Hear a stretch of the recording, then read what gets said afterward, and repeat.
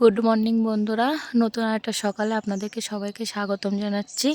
আজকে সকালে অনেকটা কুয়াশা পড়ছিল, যার কারণে আমার ঘুম থেকে একটু লেট হয়ে গেছে।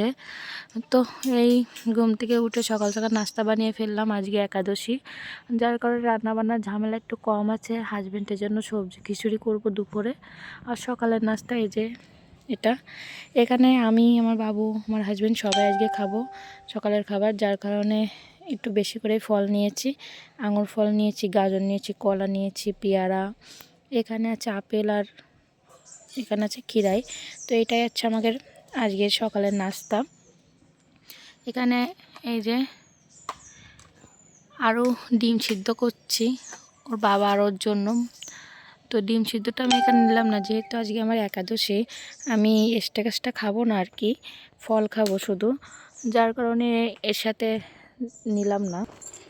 এই যে এখানে 2টা দেশি মুরগির ডিম সিদ্ধ করে রাখছে। এটা আমার খামারের নিজস্ব মুরগির ডিম, একদম পিওর দেশি মুরগি। তো সকালবেলা ডিম সিদ্ধ খাইলে শরীরটাও খুব ভালো থাকে এবং পেটটা খুব ভরা ভরাও লাগে, যার কারণে আমাদেরকে ডিম সিদ্ধ খাইতে দিই।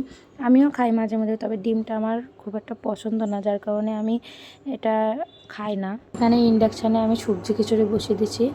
এখানে অনেক রকম সবজি দিয়ে, চাউল দিয়ে, ডাউল দিয়ে আমি সবজি খিচুড়ি বসিয়ে দিচ্ছি। আমাদের নাস্তা করতে করতে খিচুড়িটা হয়ে যাবে, তারপর আমি চা বানিয়ে নিব। চা বানিয়ে চা খাবো। এদিকে আমার বাবু এখানে ঘুম থেকে উঠে যে দুষ্টুমি করা শুরু করে দিচ্ছে বন্ধুরা। তো বাবু নাস্তা করতে হবে তো। বাবু এই দেখেন সকাল থেকে দুষ্টুমি, ওর দুষ্টুমি ছাড়া আর কোনো কথা নাই। এই বিছনা খাতা গুছাই থয়ে গেছে, আবার নোংরা করবে, এটাই ওর কাজ আর কি। তো বাবু খাইতে হবে তো নাকি? বিরাজ করছো? বাবু বিরাজ করছে, বাবু বিরাজ করা হয়ে গেছে। আর আজকে একটু টুকটাক কিছু কাজ আছে, সেগুলো করতে হবে। কিছু মাটি রেডি করা আছে, ওইগুলো দিয়ে গাছ, আমার হাজব্যান্ড গাছ করার জন্য রেডি করছে মাটি আর কি। এখানে আমরা কিছু বাগান করব আর কি। তো সে বাগানটা আপনাদের সাথে শেয়ার করব অবশ্যই।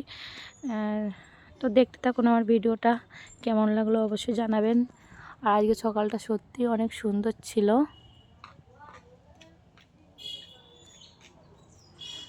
তাই তো, চলো খাইতে চলো, খাবার রেডি। তো সবাই ভালো থাকবেন বন্ধুরা, আমার ভিডিওটা কেমন লাগলো অবশ্যই জানাবেন। টাটা।